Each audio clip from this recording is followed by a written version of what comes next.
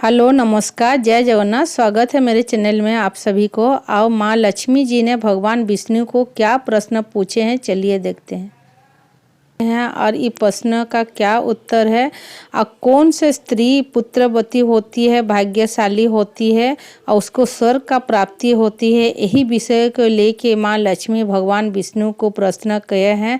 अब भगवान विष्णु बहुत सुंदर से उनका प्रश्न का उत्तर दिए हैं। तो ये वीडियो के माध्यम से जानते हैं, चलिए और देखते हैं क्या बोले हैं भगवान विष्णु माँ लक्ष्मी को। तो बने रहे वीडियो में, देखते हैं। तो चलिए वीडियो में बने रहिए। एक बार माता लक्ष्मी भगवान विष्णु के पैर दबा रहे थे। पैर दबाते हुए माता लक्ष्मी भगवान विष्णु से पूछा, हे प्रभु, आज मेरे मन में 3 प्रश्न उठ रहे हैं।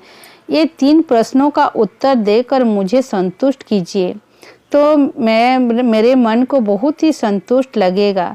तब भगवान विष्णु ने कहा, हे देवी, तुम्हारा जो भी प्रश्न है निसंकोच मेरे को पूछो, मैं तुम्हारा प्रश्नों का उत्तर निवारण करूंगा। तब माता लक्ष्मी ने कहा, हे प्रभु, वे कौन सा स्त्री है जो उस स्त्री को संतान का सुख नहीं मिल पाता है, पहला। दूसरा, वो कौन सा स्त्री है जो अपने पति से विच्छेद हो जाती है और अपना स्वामी धर्म नहीं निभा पाती है।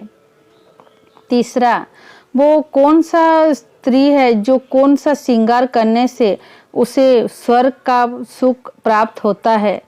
और तब भगवान विष्णु ने कहते हैं, हे देवी, तुमने उचित प्रश्न की है और बहुत ही महत्वपूर्ण प्रश्न है, तो तुम्हारा इस प्रश्न का उत्तर मैं जरूर दूंगा। इस प्रश्नों के उत्तर संसार कल्याण के लिए है।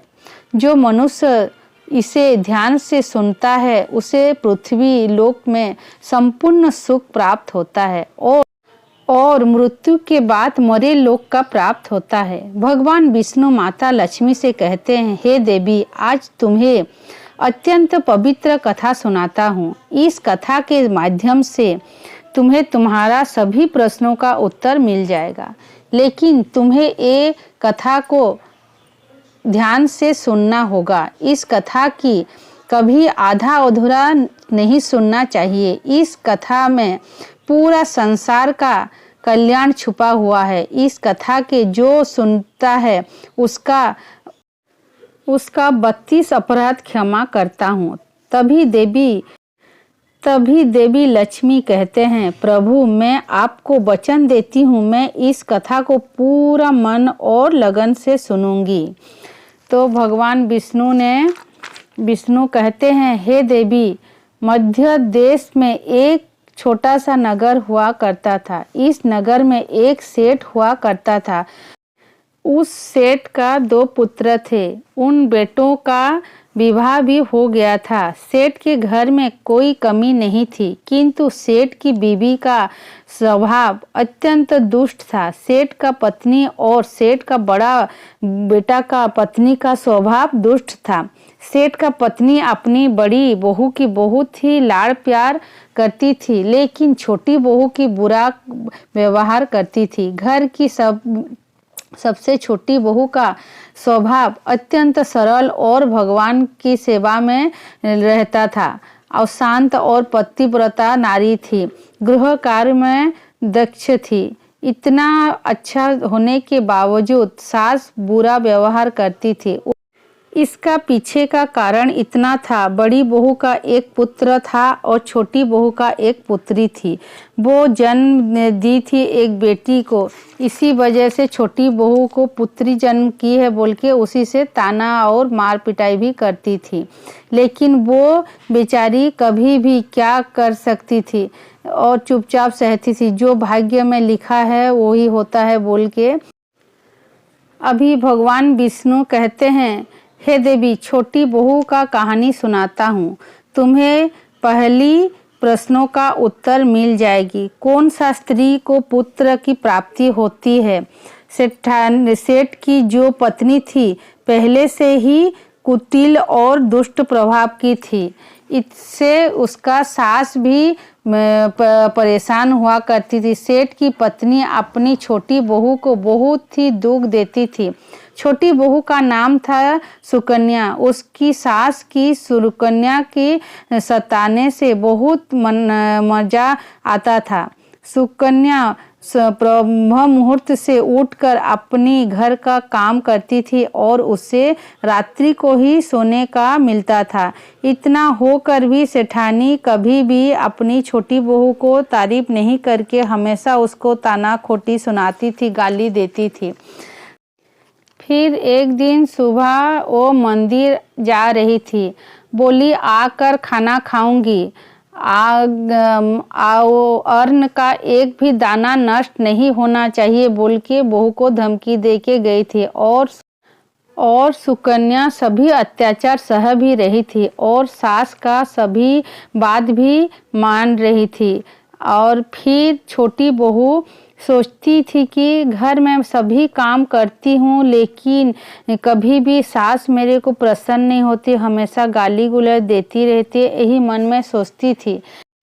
तभी घर का दरवाजा खटखटाने का आवाज़ सुनकर सास आ गई है, अभी फिर से ताना मारेगी, ऐसा सोचकर दरवाज़ा खोलकर देखी तो द्वार पर एक सन्यासी खड़े हैं।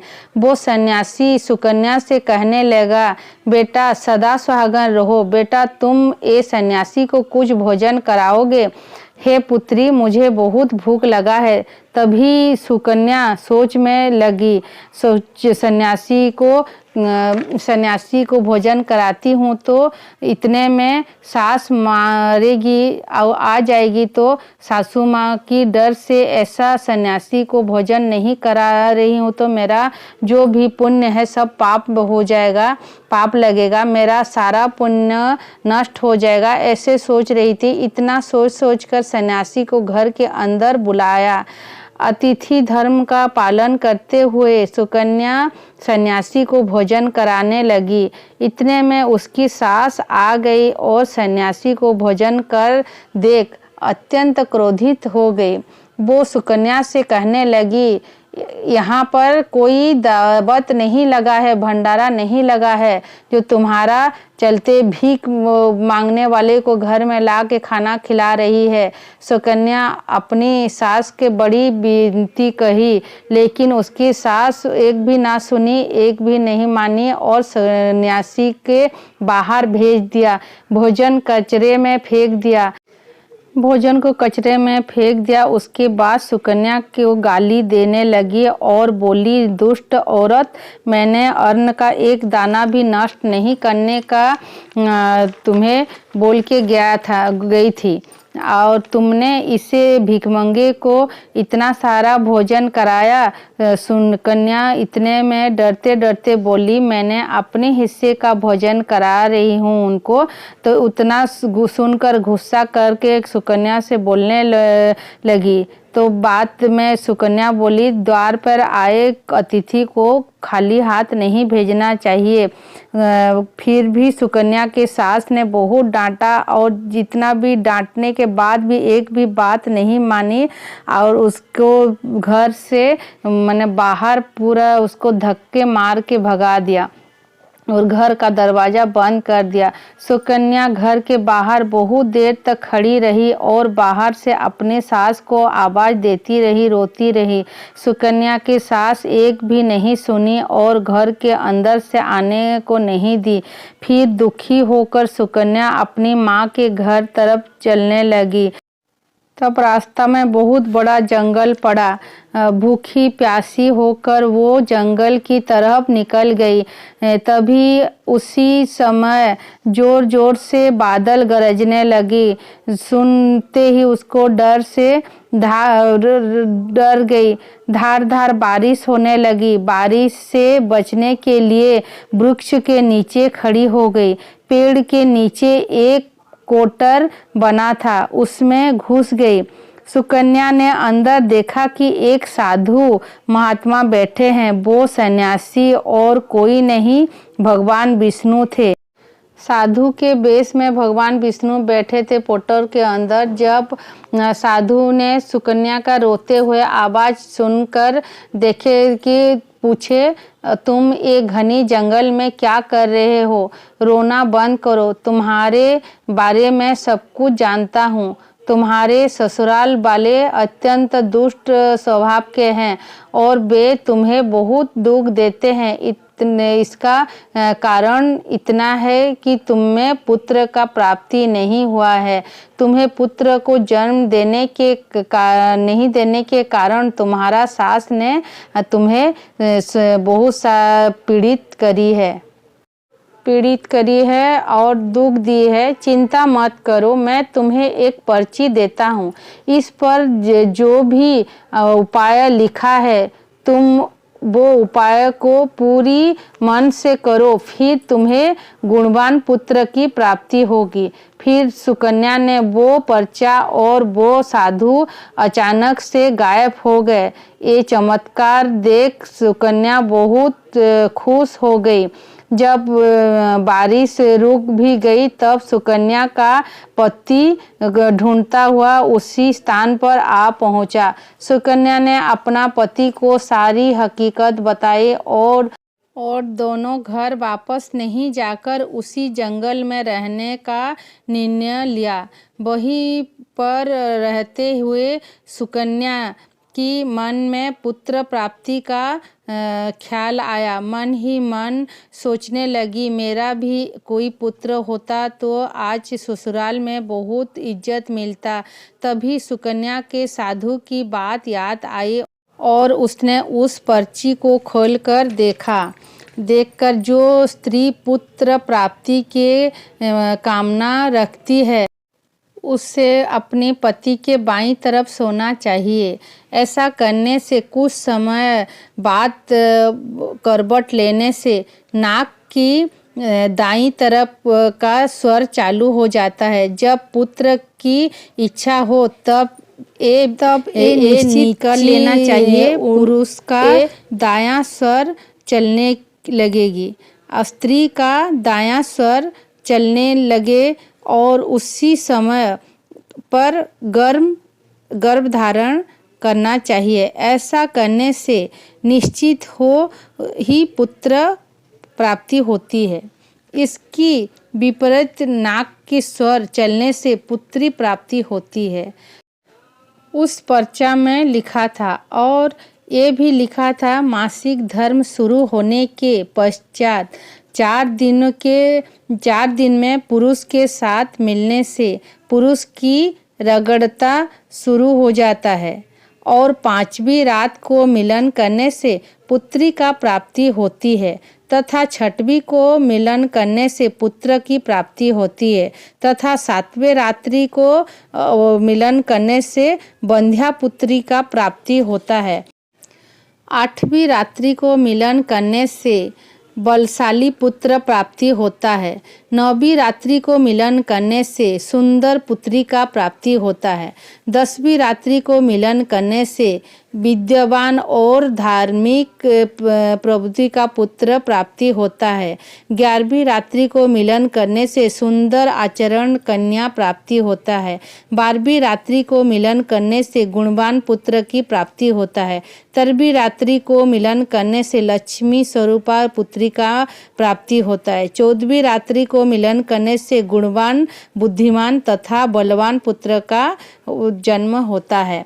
सुकन्या 14वीं रात्रि का मिलन करने का विचार करी और गर्भधारण किया और दूसरा दिन सुकन्या का पति जंगल में लकड़ी लेने चला गया और सुकन्या घर पर अकेले ही रह गई। अचानक से तेज आंधी आई और सुकन्या का झोपड़ी उड़ गया। फिर सुकन्या दौड़ते हुए उसी पेड़ की पोटर में रुक गई। वहाँ से जो साधु जी मिला था, सुकन्या अपना पति को नहीं मिल पाई और वहाँ पे जाके रह गई आंधी में। तो फिर अचानक से देखा कि राक्षसी 2 ठो वहाँ पर आ गए। राक्षसी अत्यंत मायावी थे। वो राक्षसी पेड़ के साथ पोटर को भी उड़ा ले गए। ऐसे स्थान पर ले गए जहाँ पर बहुत सारा सोना था। जब सुकन्या ने ये दृश्य देखा तो वो चौंक गई। सुकन्या पेड़ का पोटर में से छुपी हुई सब कुछ देख रही थी। राक्षसी दोनों भोजन के खोज में निकल गए तो सुकन्या ने उसी स्थान पर बहुत सारा सोना उठा लिया और पोटर के अंदर रख लिया। जब वो राक्षसी लौट आए फिर से पेड़ पर बैठकर पेड़ को उड़ाकर जंगल पर आ गए। राक्षसी के जाने के बाद सुकन्या सारा सोना लेकर अपने पति को खोजते हुए उसके पास चली गई और उसे सारा सोना दिया और सुनाया, सब कुछ बात बताए।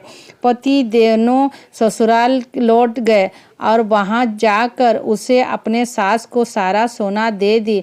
तो उसके सास फिर भी ये सब बात सुनाई और सब कुछ सोना देने के बावजूद उसके सास उसको कोई भी खुशी नहीं है, उल्टा वो दुख करी और गुस्सा करी कि तू इतना मूर्ख है कि इतना सारा थोड़ा सा सोना लेके आई है और सोना इतना तेरे को बहुत सारा लाना चाहिए और थोड़ा सा लाई है। ऐसे बोलकर सुकन्या का सास फिर उसकी सास को जंगल में जाने के लिए वो सोची उसके सास, और वो ऐसे ही वहीं पे जाने लगी और वो पोटर में उसकी सास रहने लगी।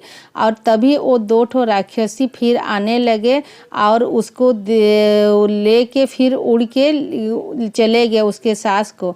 तो राक्षसी उसको उड़ा के लेके एक पोटर में उड़ा कर उसको एक बर्फीली जगह पे ले गए। तो वो बर्फीली जगह में देखी कि उसके सास कुछ भी नहीं है, बस मिट्टी और बर्फ है। तो तभी वो चिल्लाने लगी और गुस्सा करने लगी। तब राक्षसी दोनों उसका बात सुनकर, औरत पेड़ के पोटर में बैठी है, फिर उन्होंने उस सास को बाहर निकाला और बर्फीली पहाड़ पर फेंक दिया। जमीन पर गिरते ही उसका मौत हो गई। इधर सुकन्या बड़ी आनंद के साथ रहने लगी थी, लेकिन सुकन्या की सास नहीं लौटी। सुकन्या ने जाकर उसे पोटर में देखा, उसकी सास नहीं मिली। उसे समझ आ गया कि लालच के कारण उसका सास का मौत हो गई है। भगवान विष्णु कहते हैं, जो स्त्री पुत्र कामना करती है, मैंने सुकन्या को जो पर्ची दी है उसको जरूर करनी चाहिए। दूसरा प्रश्न था, किस कारण से स्त्री को अपने पति से विच्छेद होना पड़ता है। जो स्त्री अत्यधिक लालची क्रोधी होती है, जल्दी ही अपने पति से उसका विच्छेद हो जाता है। तीसरा, जो स्त्री चरित्र का चादर ओढ़ी रहती है, उसी को मृत्यु पश्चात भी स्वर्ग का प्राप्ति होती है। एक स्त्री को अपनी चरित्र कभी भी गंवाना नहीं चाहिए और चरित्रवान रहना चाहिए। भगवान विष्णु ने जो भी कहा कथा में सुनकर उसको कल्याण के लिए, सब लोग कल्याण के लिए, सभी के लिए कहा है। यही कथा भगवान विष्णु ने माँ लक्ष्मी को सुनाई थी लोक कल्याण के लिए, और यही गाथा सभी को सुनकर अपना कल्याण के लिए लगाना चाहिए, सुनना चाहिए और उसको ज्ञान में लेना चाहिए। इतना मैं मेरा वीडियो को समाप्त करती हूँ। वीडियो अच्छा लगा तो वीडियो को लाइक, सब्सक्राइब और शेयर कर दीजिएगा। बाय, तब तक के लिए।